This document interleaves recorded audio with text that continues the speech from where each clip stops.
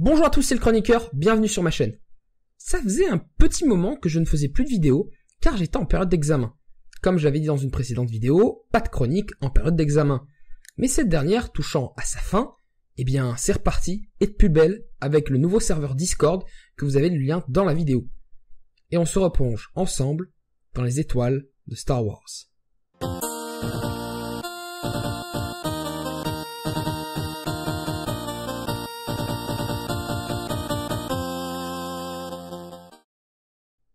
C'est bien connu, dans Star Wars, c'est toujours les gentils qui gagnent à la fin. C'est pas moi qui le dis, c'est le capitaine Tabouret. Mais est-ce vraiment le cas? Peut-on tout simplement dire que les Jedi sont les gentils et les Sith les méchants? C'est ce qu'on va voir dans cette vidéo, et pour commencer, il faudrait d'abord bien préciser qui sont les Sith et qui sont les Jedi, car je vois dans les commentaires beaucoup de confusion entre utilisateurs de la Force et Jedi ou Sith.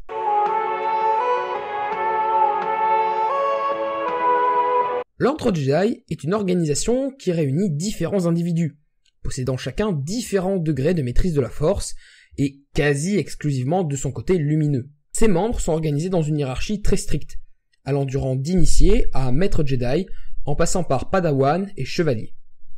Il remplit une mission diplomatique de maintien de la paix, mais dispose également de corps de service composés de médecins, de techniciens, d'agriculteurs ou encore d'enseignants. Tous ces membres sont liés par une même doctrine, par un même code, qui définit ainsi leur mode de vie. Il n'y a pas d'émotion, il y a la paix. Il n'y a pas d'ignorance, il y a la connaissance. Il n'y a pas de passion, il y a la sérénité. Il n'y a pas de chaos, il y a l'harmonie. Il n'y a pas de mort, il y a la force. Passons maintenant à l'ordre Sith.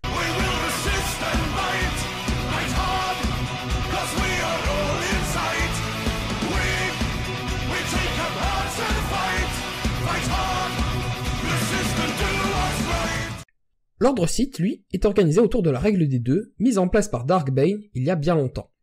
Il n'y a donc vraiment que deux Sith en même temps. Le maître qui détient le pouvoir, et son apprenti pour le chérir. Et c'est tout. Les autres assassins, serviteurs, agents, espions, initiés, inquisiteurs, garçons de bar, assaisonneurs de loukoum et gratteurs de poils de fesses, ne sont pas des Sith. Ils obéissent donc à une règle et à une doctrine qui leur est propre, et qui est dicté dans le code suivant. La paix est un mensonge. Il n'y a que la passion. Par la passion, j'obtiens la puissance. Par la puissance, j'obtiens du pouvoir. Par le pouvoir, j'obtiens la victoire. Par la victoire, je me libérerai de mes chaînes, la force me libérera. Les utilisateurs de la force, qui ne vivent pas selon ces règles, qu'elles soient Sith ou Jedi, ne sont ni des Sith, ni des Jedi.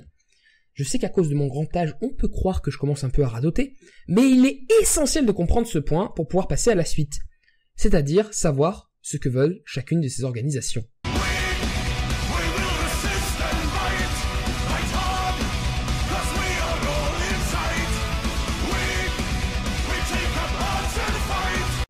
Pour les Sith, c'est assez simple, Ils veulent contrôler la galaxie, tout simplement parce qu'ils s'en passent dignes, et qu'ils trouvent que les autres leur sont inférieurs et trop faibles.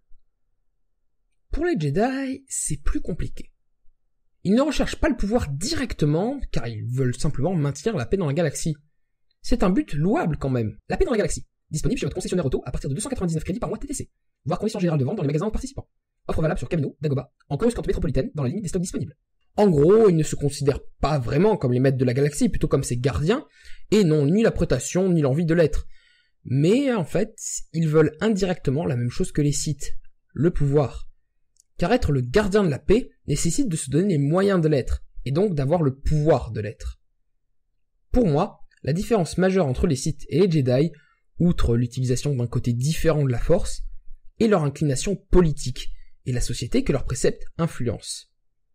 Pour les Jedi, tous doivent être égaux parfaitement. La paix entre les peuples, qui sont tous soumis à une même entité, qui est ici la Force, doit prévaloir. Et le bien du plus grand nombre doit l'emporter sur les intérêts personnels et individuels. L'enseignement, les soins, la nourriture, tout doit être mis en commun, partagé équitablement et dispensé gratuitement. C'est une doctrine plutôt marquée à gauche, et empreinte de beaucoup de valeurs théoriques de nos sociétés actuelles. Pour les Sith, seuls les plus forts doivent avoir accès à la connaissance et au pouvoir.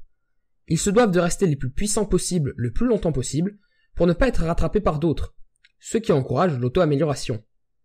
Un Sith doit asseoir sa domination par son pouvoir et non pas parce que son apprenti lui est fidèle. C'est un discours qui ne va pas sans les relents nauséabonds des discours de l'Allemagne nazie qui sont quand même des valeurs nettement moins proches de nos valeurs actuelles. Attention, petit jeu de mots subtil au 3e degré. Surtout quand on sait qu'ils vénèrent également le concept de supériorité raciale. Les Sith ne sont donc les méchants que parce qu'ils ont un système de valeurs qui n'est pas le nôtre et qui nous semble détestable. En poussant un petit peu, on pourrait dire que pour un fasciste, ce sont les Jedi qui sont détestables. Mais bon, on va pas s'aventurer dans ce terrain qui est plus que glissant. Sur ce, j'espère que cette vidéo vous a plu, je vous incite, si c'est le cas, à laisser un pouce bleu, à laisser vos remarques en commentaire, vos théories, à aller jeter un petit coup d'œil sur la page Facebook, et surtout, à aller jeter un petit coup d'œil sur le Discord de la chaîne, dont vous avez le lien d'invitation dans la description. Sur ce, à bientôt, à la semaine prochaine, pour une nouvelle chronique dans les étoiles de Star Wars.